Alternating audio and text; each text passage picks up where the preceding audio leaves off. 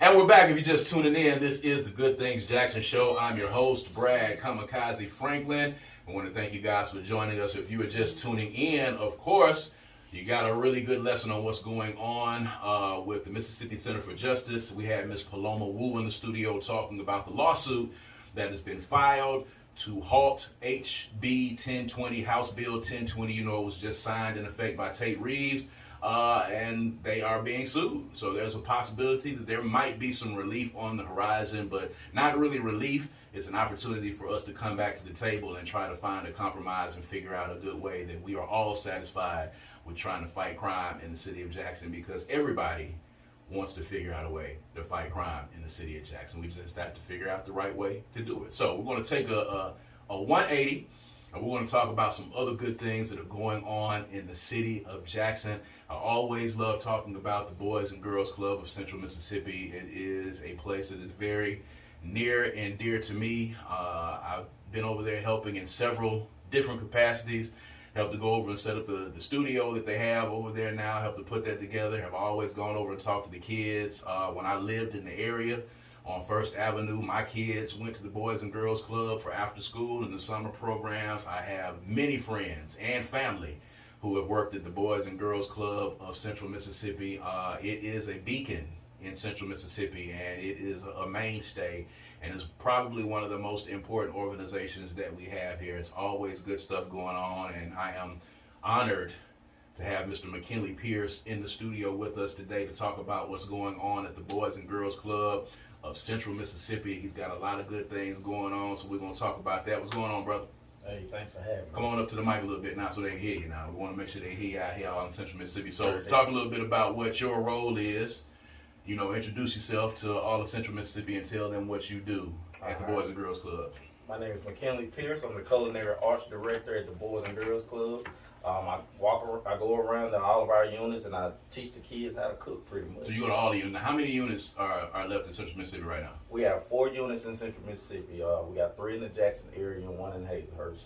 Capitol Street, Raymond Road, Sykes Road, and then our Hazelhurst unit. Okay. Now, you have a very interesting story. Yeah. Getting to the Boys and Girls Club. So let's backtrack a little bit and let's talk about that, because cooking is your thing.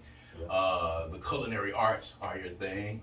Restaurant management is your thing. You were the first black general manager, I believe it was, of Outback Steakhouse here in Jackson, Mississippi. I remember the stories. We actually had you come and talk to the Mississippi Black Pages, monthly group.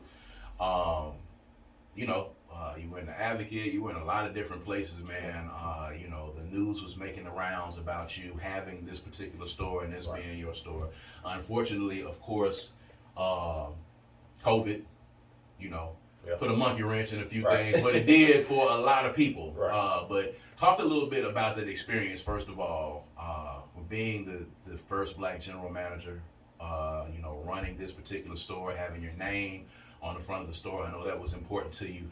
How important it was for you to be operating here, in the capital city, and just talk about those experiences and how those things prepared you for what you're doing right now today. Yeah, well, like I said, I started at Outback probably around 2007, doing a little summer job. Ended up staying there for about 12 years. Started out as a bus boy, went to the kitchen, learned everything in the kitchen, went to kitchen manager, front of the house manager, and then eventually took proprietor. And once I got to the position of proprietor, I pretty much wanted to be in the community as much as I could using my resources and platform that I had. So I started doing a lot of stuff for schools and a lot of stuff with JPS, giving back to schools. I've been to schools that my kids were currently going to at the time. And like you said, COVID eventually came around, and that was a major loss in income on the business. So we ended up closing our doors back in, it's been 3 years now. April 28 made 3 years. There's still some Outbacks in the Central Mississippi area? We got the closest one for us would be the Flowood location down Lakeland. That'll be the closest one here, but they still got other locations. So, talk about, you were talking about this story on social media the other day, and you're always transparent with your journey. you know, a little bit after you were named proprietor of this business, you know, y'all were at work one day and people came in the doors and was like, hey, that's it, we got to shut down, you know, Right. and it was kind of like a surprise today. So talk about that day and, you know, just the immediate fallout. There's not a lot of people that are ever in these situations where people come in while you guys are in the midst of doing what you're doing and say, hey, you got to stop everything. So talk about, you know, that day, and then talk about what your immediate thought process was, because not only was the store closing, that was your job, there was a whole lot of stuff going on. So talk about that a little bit. So that particular day, like I said, during that time, we were only doing to-go orders. Mm-hmm. So we were working, you know, getting ready for the evening shift. Mm-hmm. It was about 3 in the afternoon, so we just doing everything, you know, prepping stuff, making stuff, getting ready for the night shift. Mm-hmm. The higher-ups came in, pretty much said, hey, we need to talk. We went out to the table, we talked, and they were like, got some bad news. And after we sell these to-go orders, we're going to be closing the doors. So my initial thought was like, huh? Like, you know, what do you mean? So then they brought out my kitchen manager at the time. Mm-hmm. Shout out to Swirl World. Mm-hmm. my kitchen manager at the time, he came and they gave us the same story. So at that point, I'm just sitting in the corner in the booth, just quiet with all type of thoughts going through my head. Because this is at that time with COVID, it was uncertain anyway. You know what was a lot of people's next moves were going to be and everything like that. So to hear somewhere I've worked for the past 12 years, like that's it. You worked your way up from a busboy, from a busboy all the way up. You know, I met my wife there, everything like that. So your life was in there, man. Yeah, like that was my life. That was my life. So So in my mind, sitting there is like, I gotta tell my wife, I gotta tell my staff. I let down a lot of people I felt at that time. So eventually I just got up, I left, I went home, told my wife, the staff, they asked if I wanted to tell the staff. I said yes at the time, but then I'm like, nah, I really need to get home, talk to the missus, let the missus know what's going on. Okay. You know, so, and after that, everything just went so fast. It was like the doors were closed, the signs were gone, and everything like that. So it was just uncertain. Did you take the sign that had your name on it? Yeah. No, I did. I left once. When I went home to talk to I didn't go back to Outback for ever. Like that was it. That was your last time. That was it. Like, yeah, that was my last time. You know, like now, you know, I ride by of course every day going, you know, just around Jackson, but I've never been back to the parking lot since then. Wow. Yeah. Okay. So how long after that happened did this opportunity at the Boys and Girls Club up, and how did the opportunity arise? I started working there August of 2020. So from April to, I sat at home, you know, during that time, just contemplating what my next move would be. Would it be restaurants? Would I try to open my own? I didn't want to work for anybody else at that time. It was like whatever I do is going to be something that's strictly for me. Yeah. You know, but I ended up thinking about the opportunity. My mom works for the Boys and Girls Club, so that's really was. And I had done some stuff with them, like Blues by Starlight and stuff like that, working with them over the years. But never in an official capacity. Right. So I went. I came.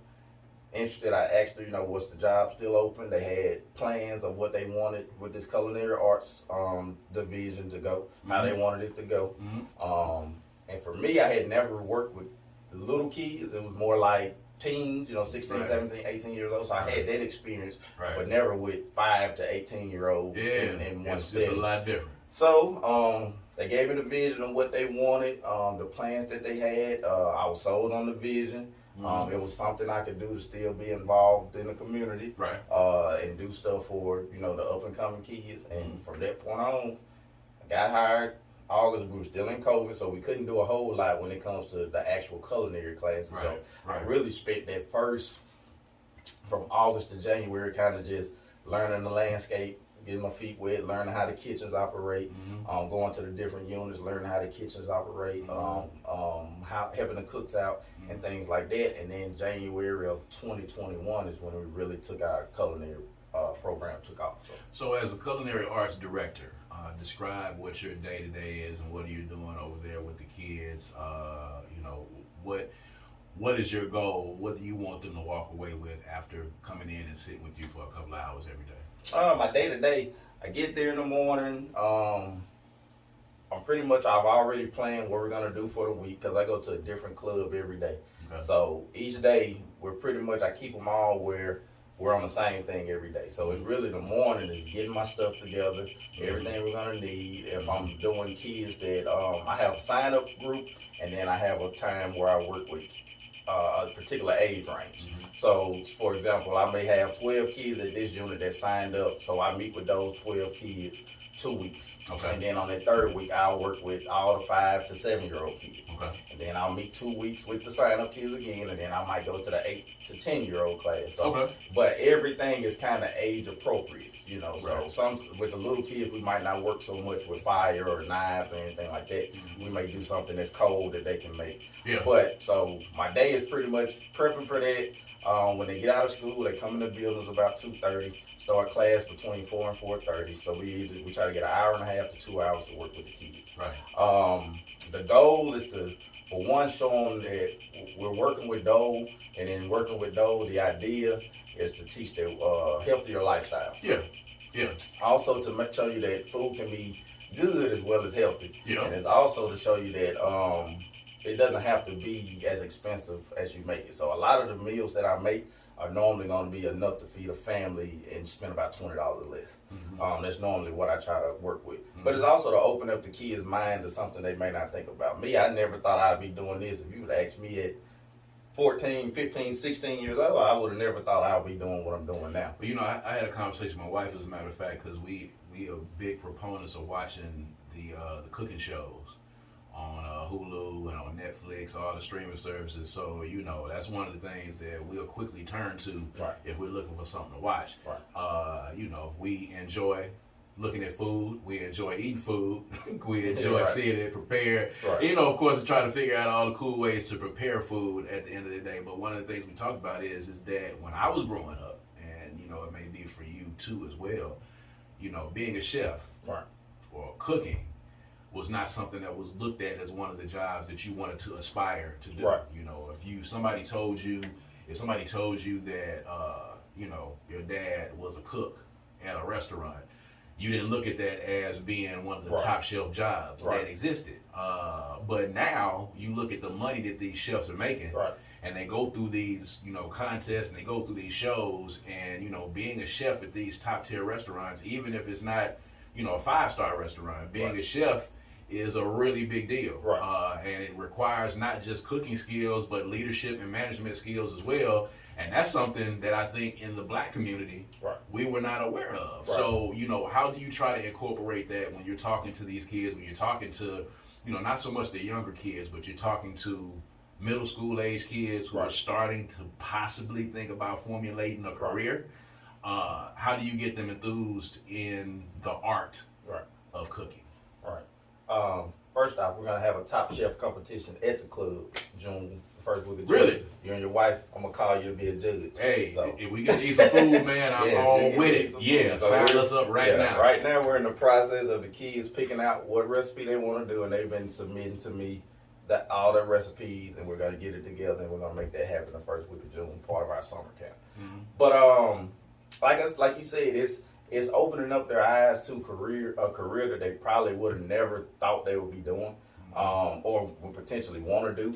We've had times where we took them to restaurants and let them go behind the scenes and just see how things are made just in the restaurant sense. I talked to them about the different jobs in a restaurant, sous chef, head chef, associate chef. We go through all of that.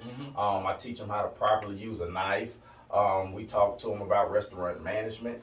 And like I said, the thrill for me is when you see that kid who didn't want to really be in cooking class, mom signed them up for it, didn't really like it, and then by the end, the light bulb is on, and they're able to do it. You know, I had the choice between home economics or, you know, a shop. And, you know, you always wanted to take shop, unless, of course, you was trying to be around the girls and you take home economics. But you wasn't really retaining any of that information. So now it's kind of a different thing. So I think also I wanted to ask you, like, you know, you're dealing with kids. And the Boys and Girls Club, again, I think is a beacon, especially the one that's on Capitol Street. Like I said, it has a very place very near and dear to my heart. In a lot of instances, you're dealing with kids that are coming from home situations that are not stable. Right. You're dealing with kids that are coming from parental situations that are not stable. You're dealing with kids who, in a lot of instances, when they go to school or they come to the Boys and Girls Club, those might be the only meals Right. that they get. So when you think about that, especially when you're talking about the younger kids, what is your thought process going when you're talking about, like, I might be teaching this 7-year-old a skill set that's going to help them to be able to survive and cook their own food at home when there's Right. nobody else to be able to do that. Yeah. Because one thing I like to say to the kids is, this isn't an activity. This is a class. It's a life skill. Yeah, it's a life skill. Yeah. You can use it when you Yeah. go home. I'm very transparent. I talk to the parents for each club that I'm working with all the time. They're always aware of what we got going on. I'm constantly sending them pictures of things that the kids are doing while they're in class, pictures of their particular kids. Mhm. I also have done things where we may make something in class, but your job is to finish it at home and you supply a meal for your family. Mhm. So, Mhm. for example, we did like pizza. We made the pizza sauce from scratch in class, and then they took it home and they made, I asked them how many people were in their families, and they made pizza for their entire family. Wow. And I've done it with cookies and pastas and other things like that to kind of give them that sense of, I can do something for my family. It's even though independence, man. Yeah, even though I'm 7 years old, like you said. Yeah. But I'm able to come home and I'm able to supply a meal for my family this particular night. Mhm. And that's something that resonates with the parents as well as the kids. So I just try to teach them. Most of them parents are skeptical about letting them cook at the house, Mhm. but I try to urge the parents to at least help them, or also tell the kids, go in, help them. Just it may be some seasoning, just show them what you learned. That we taught you here. So how do you make that adjustment? Because of course, for a lot of these homes that are still using the gas stoves, that's extremely dangerous for Right. somebody literally to use it.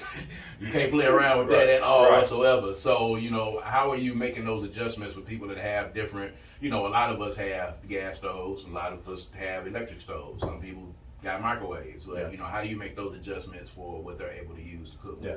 Well, we work with mini gas burners at the club, so they're kind of used to the open flames a little bit more. But I also talk with the parents, and when I want the parents to kind of let them do stuff and urge them to do stuff, it's like, just give them something that you feel like is appropriate or they're able to do. They don't have to get in there by themselves and cook, but as you're Absolutely, cooking, yeah. let them do a little seasoning. Let them mix up the cornbread. Mhm. Let them pour the liquid, measure it out, and pour it in the mix that you're mixing. Something like that to at least keep the knowledge that they're learning in class, they're going home and applying it there as well. And then it's like for cooking for me was always saying something go from nothing to something. That was always the thrill for me, and I think that's kind of what it is for the kids too. So that's why I say let them do what they can, and then let them see the finished product based off what they do. So we didn't come up with getting preached to about eating healthy. Right. And I think the cafeteria food has got progressively worse, I think, since we was in school. So you got kids that are literally like, I didn't go home hungry because I ate was at lunch. Because if I got home and I didn't eat what was at lunch, it was like, hey, you should have ate it. But you got kids now. My 13-year-old will flat out not touch that lunch at school. So she coming home famished, ready to eat.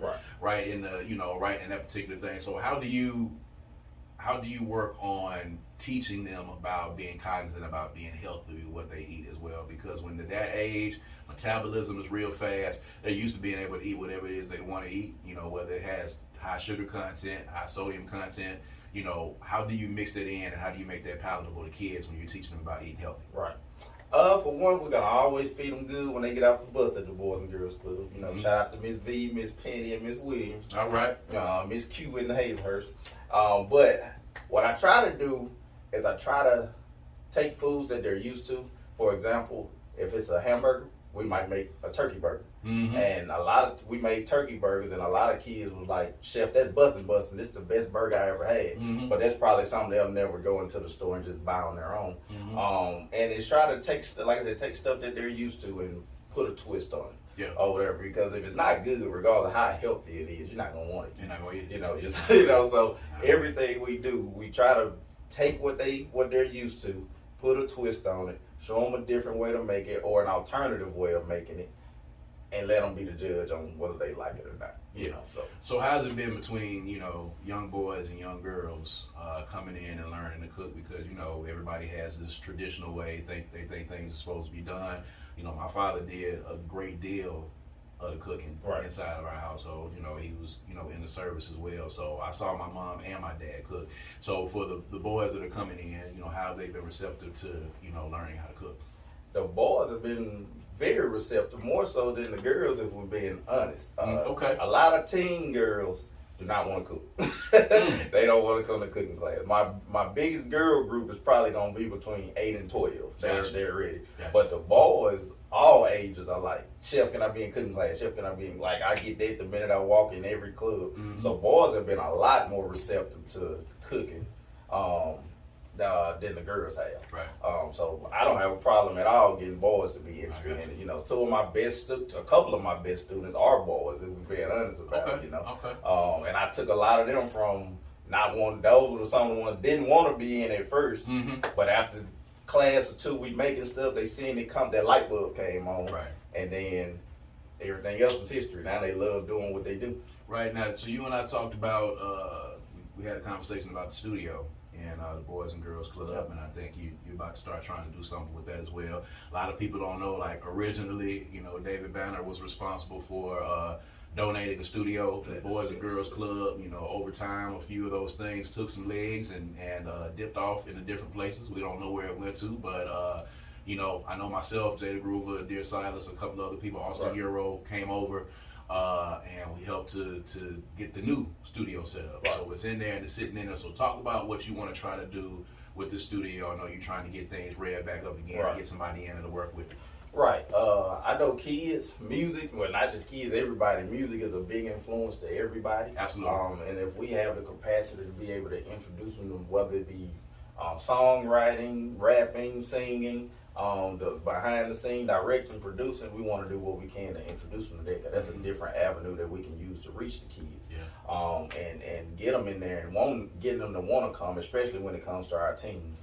I also would like to see them create a song and just the light bulb just comes on when they put the work in behind it, and then they see a finished product. Maybe an album with 2 songs on there, but still, just for the kids to be able to see, hey, I worked on this, hey, I did that, and I know they can do wonders for me. I mean, not only the kids, but it'll do wonders for me. Absolutely. When we see something we put our work into comes to fruition, physically. So, for people that want to get their kids involved, I see somebody on the chat talking about the sign up for summer camp is starting right now. Right now. So let's start with how they can be a part of the Boys and Girls Club just on a regular basis, because you have kids coming out right now during the school year, and then talk about how they can get involved with the summer camp, because they're going to learn how to do some cooking. They're going to go in the studio, maybe go swim.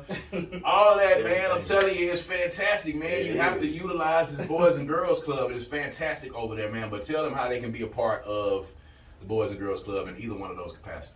Right now, like I said, we're currently taking kids, even though it's the end of the school year, we're still picking up for after school, so we're taking kids right now, but we're also taking sign-ups for summer camp. We'll be there Monday through Friday, 7 to 5, starting June 5th to July 27th. We have special, we turn away no kids, so it doesn't matter if you make a lot, doesn't matter if you make a little, doesn't matter if you're in the middle, we welcome all kids.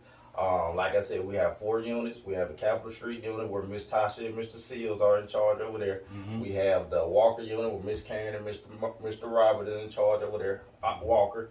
Sykes, Miss Brown, and Mr. Terrence. And then in Hazelhurst, for anybody who lives that way, Miss Carcita is in charge there.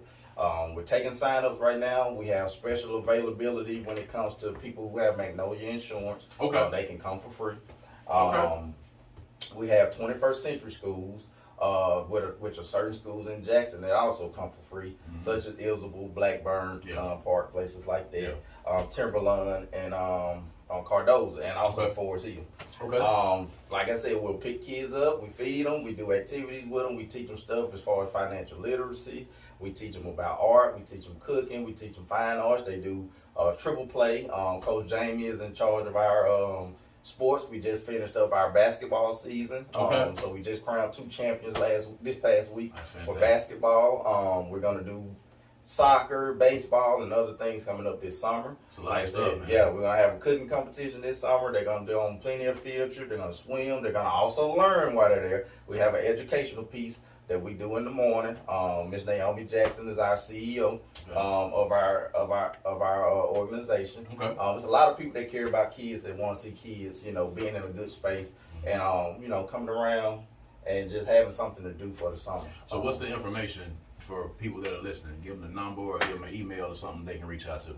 Our Capitol Street unit, I don't have a flyer, but I don't know the addresses or the numbers off the top of my head. But Google it, Boys and Girls Club, all of them will come up. What's the website at least? The website is bgccm.org. There you go. BGCCM.org. That's Boys and Girls Club of Central Mississippi. BGCCM.org. Yeah, okay, that's we're also on Facebook. BGCCM.org. You gotta say it slow for those folks who don't get it. BGCCM.org. So if you go to their website, guys, you will be able to see how you can sign your kid up either for after school or for the summer program. You just heard them say all the stuff that's gonna be going on, man. They're gonna learn how to cook. They're gonna learn they're gonna go swim. There's sports. There's academic activities out there. I know that y'all still have speakers to come over. They're gonna be doing music. All of the things, man, if you are working during the course of the summer, man, and you need something for your kids to be involved in, somebody just gave me the number. Capitol Street. If you want to talk about the Capitol Street, thanks, Keisha.